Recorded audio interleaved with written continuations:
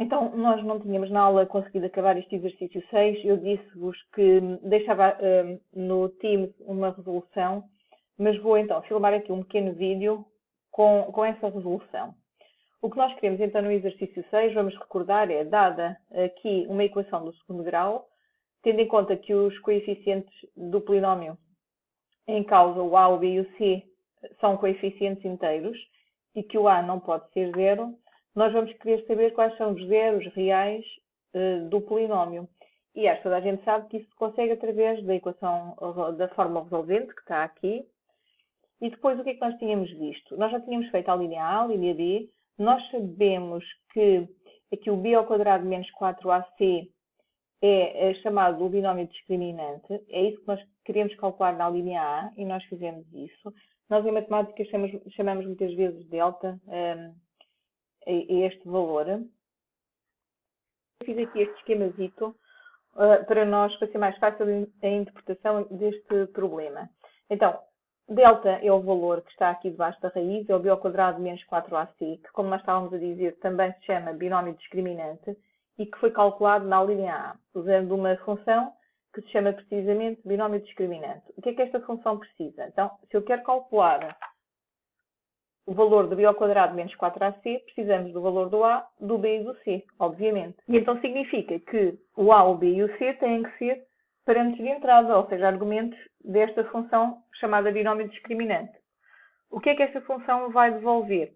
Esta função vai devolver o valor do b ao quadrado menos 4ac, e como todos estes valores são valores inteiros, aliás, então a função vai devolver um inteiro. Ok?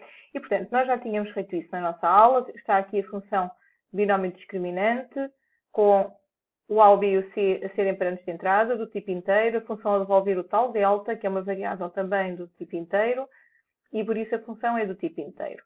Declaramos aqui o protótipo da função, o delta foi calculado e é devolvido na função binómio discriminante, e agora o que nós vamos fazer na linha B é calcular, vamos lá ver aqui, fizemos, e já tínhamos feito isto, não é? Portanto, na linha B, nós calculamos a função, implementamos a função número de zeros reais, onde o que nós queremos é que esta função devolva o número de zeros reais que a equação tem.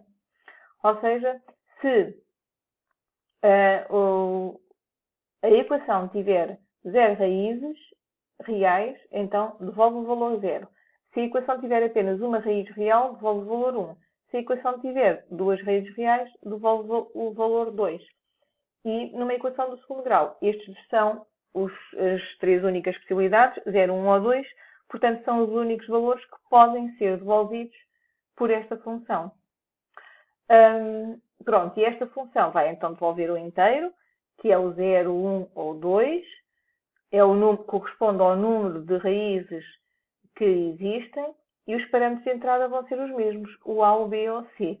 Agora, quando é que devolve 0, quando é que devolve 1 e quando é que devolve 2? Então, aqui, neste esquemazito que eu fiz, neste resumo, está aqui a dizer isto. Isto tem a ver com matemática, ok? Então, vamos lá pensar. É muito fácil. Então, o delta, quando o delta, que nós já calculamos através daquela função binómio discriminante, quando o delta for menor que 0, significa que existem 0 raízes reais. Quando o delta é igual a 0, significa que existe uma raiz real. E quando o delta é maior que 0, significa que existem duas raízes reais. Ok? Pronto, então é com base nisto, fazendo este teste, ou seja, calculando o delta em primeiro lugar, e depois fazendo estes testes, que nós vamos dizer que a função vai devolver o valor 0, 1 ou 2. Ok? Foi isso, então, que nós fizemos aqui. Precisamos ter o valor do delta, como a função anteriormente implementada, a função binómio discriminante, calcula o valor do delta, nós fomos usá-la para calcular esse valor. Foi guardado aqui na variável que eu chamei novamente delta. Não se esqueçam que são variáveis de funções diferentes, portanto, são variáveis locais apenas à função. São variáveis que, no fundo, são diferentes, embora aqui acabem por ter o mesmo valor. E agora fazemos o teste. Se o delta for menor que 0, então o número de raízes é 0. Se não, é porque o delta ou é igual a 0 ou é maior que 0. E neste caso, vamos ver, temos aqui que ter uma estrutura if dentro deste else para verificar se o delta é maior que 0. Se for, é porque existem duas raízes. Se não, estamos no caso em que o delta é igual a 0 e então só existe uma raiz. Ok, nós na aula até tínhamos feito desta forma e também ao contrário, verificando que aqui, se o delta aqui fosse igual a 0, então aqui era uma raiz, se não, seriam duas raízes. Ok, portanto, uma forma ou outra. E esta variável, número de raízes, que é o número de raízes, é um valor inteiro, é devolvido por esta função. Pronto, e nós tínhamos ficado aqui. Então vamos lá ver. Vamos aqui agora à função main e vamos pedir o valor dos coeficientes. Portanto, vamos pedir o valor do A, do B e do C, lembrando-nos que o A não pode ser 0. Ok? Então vamos fazer isso. Então, se nós precisamos do valor do A, do B e do C, e se são inteiros, precisamos de declarar essas três variáveis. Já fiz isso, são aqui variáveis do tipo inteiro. E agora também já fiz aqui os printfs e os scanfs que são necessários para ler o valor do A, do B e do C.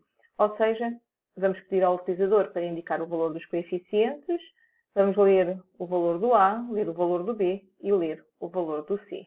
Ok? E se executarmos, já está a pedir o valor do A, do B e do C. No entanto, nós não fizemos ainda a proteção para o valor de A, ou seja, aceita o valor de A igual a 0. Como é que fazemos esta proteção? Então, já falámos nisto muitas vezes. Estas validações devem ser realizadas com o ciclo do while. Então, aqui, o que nós queremos é que o A seja um valor diferente de 0. Então, a condição vai ser a contrária. Ou seja, enquanto o A for igual a 0, que é o que não pode acontecer, vamos voltar a pedir o valor de A e vamos ler novamente o valor de A. Ok? E se agora executarmos, ainda falta aqui melhorar um bocadinho a interface, mas já não vai... Não era isto que eu queria, não é? Pronto, ou seja, se fazemos o teste ao contrário, se colocar valores sempre diferentes de 0, o valor de A é diferente de 0, não há problema. Se eu colocar um valor de A igual a 0, volta-me a pedir o valor do A, ok? O que é que falta aqui? Então, o que falta aqui é, o valor pode ser positivo ou pode ser negativo.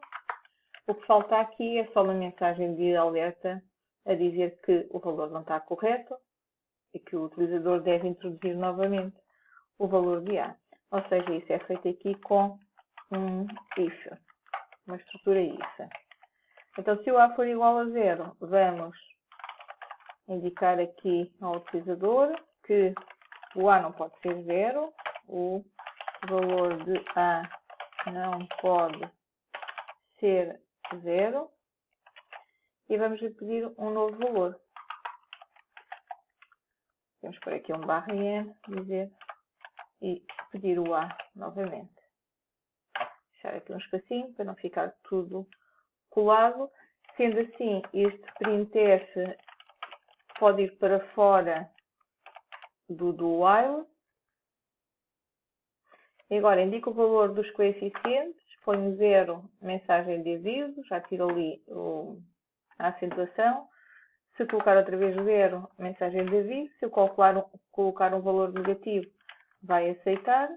E se eu tivesse colocado um valor positivo, também tem que aceitar. Portanto, 0, se fosse um valor positivo, também aceita. Ok? Pronto, e isto só é para fazer, esta validação só é necessária para o A, portanto fica feito. Não vale a pena fazermos uma função, uma vez que só é necessária esta validação para o caso do A, não é preciso para o B e para o C, e portanto não é necessário. Isto foi uma dúvida que tinham colocado na teórica, não é? Na teórica não, na aula, não há necessidade de fazermos a função aqui, uma vez que só precisamos deste ciclo do while, desta validação, aqui uma vez. Agora vamos fazer então a chamada da função número de zeros. Já temos o valor dos coeficientes, chamamos a função com o valor do A, do B e do C. E como a função é do tipo inteiro, não é? Devolve um valor inteiro, Não se esqueçam que temos que ter aqui a atribuição. Eu vou chamar o número, por exemplo, soluções. Tenho que declarar, é uma variável do tipo inteiro. E agora vamos ver se está correto. Printf. Então, vamos dizer que queremos apresentar o número de soluções. E o número de soluções vai ser porcentagem D. E vamos lá ver, vamos pôr aqui só uns barras N, para depois não ficar tudo colado. E vamos pôr aqui então o número de soluções. Então vamos lá testar isto, para testar se esta parte está bem feita. Reparem que dentro da função número de 0 já estamos a chamar também a função binómio discriminante. Então indico o valor de A. Portanto, se o A for 0, a mensagem é dizer que o A não pode ser 0. Vamos pôr agora valores que sejam conhecidos para conseguirmos fazer bem os testes. 1, menos 4 e 4. E neste caso o número de soluções é igual a 1, está correto? A solução vai ser x igual a 2, correto. Se for, por exemplo, 1,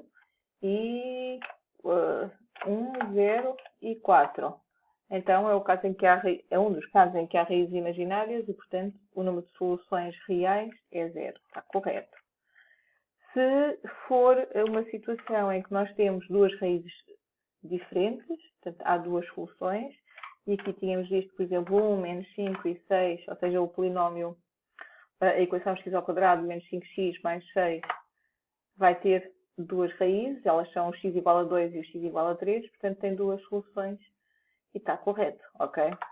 Não se esqueçam, quando fazem os testes, têm que saber que testes estão a fazer. Não podemos atirar para aqui com valores ao calhas, senão estamos a testar sem rei nem roque. Então, a linha A e a B estão feitas e agora também já estão testadas. Vamos aqui para a linha C. E na linha C, querem que, utilizando as funções implementadas nas linhas anteriores, elabore um programa que obtenha os coeficientes A, B e C, está feito, e, caso existam, indica as raízes reais do polinómio do segundo grau.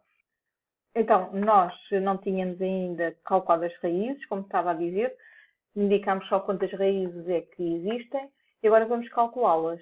Vamos calcular tendo em conta então o que está aqui neste resumo. Se o número devolvido pela função for 0, pela função número de raízes, portanto a função chama-se número de zeros reais, se o número devolvido for 0, não vamos, dizemos apenas que não existem raízes reais. Se o valor devolvido for 1, dizemos que existe uma raiz real e ela dupla, e ela pode ser calculada desta forma, uma vez que isto fica simplificado porque o delta é igual a 0, portanto não vale a pena considerá-lo nos cálculos. Caso o valor devolvido seja 2, então é porque existem duas raízes reais e calculam-se, como vocês sabem, desta forma, ok? Portanto, o x é igual a menos b mais a raiz quadrada do delta. Podemos e devemos aproveitar o valor do delta se já o temos, ok?